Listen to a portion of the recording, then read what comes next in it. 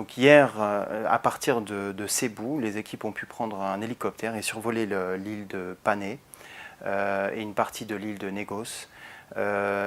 L'état de destruction a été évalué à partir du ciel, donc ça c'est des informations qu'il faudra ensuite vérifier quand on sera sur place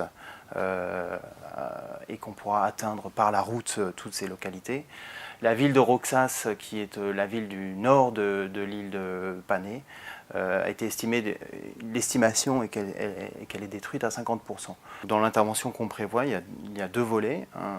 Un volet médical qui, au travers de cliniques mobiles, c'est-à-dire des médecins, des infirmiers qui vont être dans les villages, faire des consultations, délivrer des médicaments si c'est nécessaire, et un volet distribution de matériel qui vont permettre aux populations de pouvoir collecter l'eau, de pouvoir s'abriter, de pouvoir aussi se laver avec ce qu'on appelle des kits hygiène qu'on va distribuer très rapidement. L'accès a été une des principales contraintes, c'est ce qui fait qu'on n'a pas pu se déployer plus rapidement. En réalité, les aéroports étaient fermés jusqu'à hier. Donc depuis hier, il y a une ouverture de ces aéroports.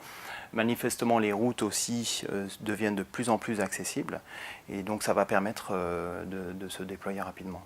Notre priorité pour les 24 prochaines heures, c'est de pouvoir acheminer le matériel directement dans les zones sinistrées. Et ça, c'est un enjeu, même si les aéroports se réouvrent petit à petit, ça reste quand même difficile.